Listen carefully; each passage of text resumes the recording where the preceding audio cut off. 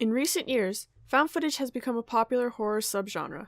It is a subgenre where most, if not all of the film is shot through a first-person point-of-view camera that is being used by one or more characters in the film. It is usually presented as video recordings or as being discovered footage. Many viewers are entertained by this point of view because they find the unconventional use of the camera and the knowledge that what is in front of it to be momentarily real. It's been suggested that this subgenre's beginnings can be dated all the way back to Orson Welles' 1938 War of the Worlds radio broadcast. The broadcast mimicked the formatting and stylings of real newscasts and bulletins, thoroughly convincing listeners that the radio drama was actually happening. It isn't until the 1960s and 1970s that the first signs of the subgenre that we know today appear. It's from the seeds of the Italian cannibal films, and most notably, Ruggero Deodato's Cannibal Holocaust, that found footage horror truly begins to form. Yet it isn't until the late 1990s, with the release of the Blair Witch Project, that the subgenre finally solidifies. By the mid to late 2000s, found footage horror has evolved to become a staple in the horror genre. In the 1960s and 70s, Italy produced two popular subgenres. There were the Mondo films, which were generally films that tended to be shockumentaries of indigenous peoples.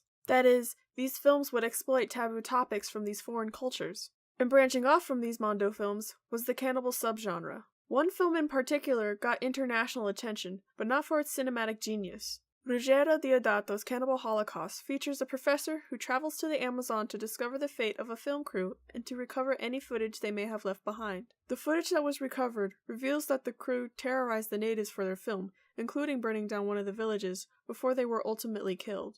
4 weeks after the film premiered in Italy, it was banned from theaters. The film was also banned in several other countries for its graphic nature and real on-screen animal killings. Cannibal Holocaust's controversy didn't stop there. The deaths in the film were seemingly so realistic, viewers were actually convinced these deaths were real. In specific, this scene garnered the most attention. Deodato was arrested and charged with obscenity and later with murder. To prove his innocence, he had to explain to the court that the actors were alive and that this scene involved the actress sitting on a bicycle seat attached to the pole while holding a piece of wood in her mouth. Cannibal Holocaust was so integral to the creation of the found footage subgenre, in part due to the controversy it created. Viewers were convinced what they saw was real rather than fiction. These lines became blurred in Deodato's film. This has essentially become the foundation for every found footage horror film, and Cannibal Holocaust's influence can still be felt today. I wonder who the real cannibals are. With a production budget of only $60,000, a small independent horror film called The Blair Witch Project was able to make a worldwide box office gross of almost $250 million. The film came at a time when the horror genre was stuck in a loop, and served as a breath of fresh air to not just horror fans, but mainstream audiences as well. The Blair Witch Project is about 3 student filmmakers that journey into the woods to film a documentary. Once they finish their filming, everything steadily goes downhill as they become frantic and lost, believing there's something in the woods after them.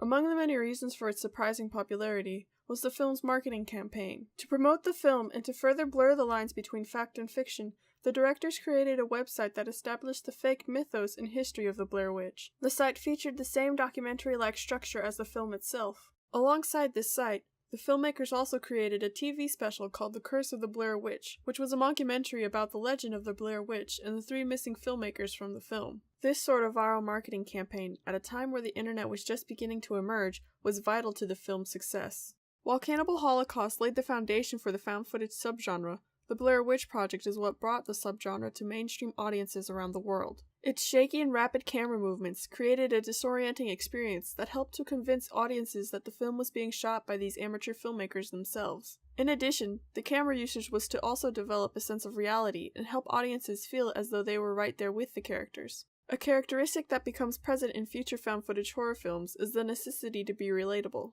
Blair Witch creates this trend by using the woods as its setting, since the majority of audiences are familiar with it and can relate to the feeling of fear of being lost in the woods. In the years that followed the release of Blair Witch, the subgenre has continued to grow and develop. Its influence can be seen in many new films, and its impact will likely be felt in the horror genre for years to come.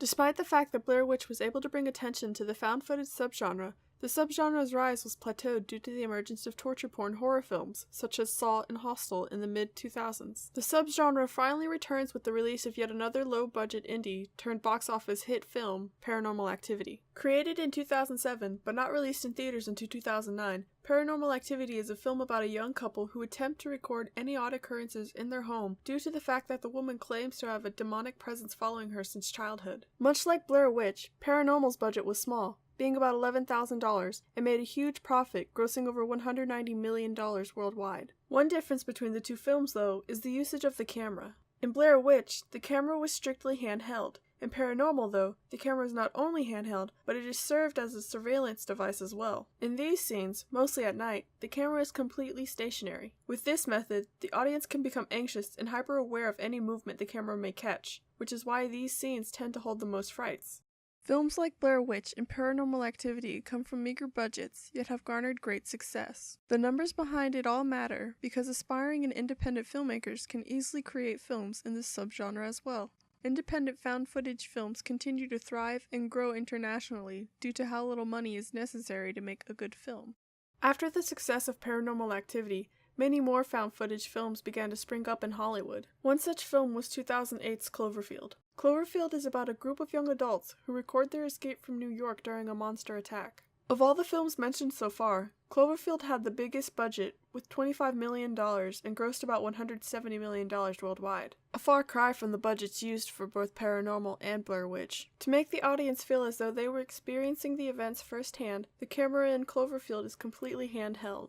Unfortunately, the camera is so shaky and disorienting that it led to dizziness and headaches amongst some viewers. As a precaution, many theaters posted signs outside screenings of the film to warn audiences about this first-person point-of-view experience. For a subgenre that comes from cannibalistic roots, found footage horror has grown to become something all its own. Both Cannibal Holocaust and Blair Witch were integral to the subgenre's assured rise and subsequent success. Though it took several years and iterations, the subgenre we know as today will likely be with us for years to come.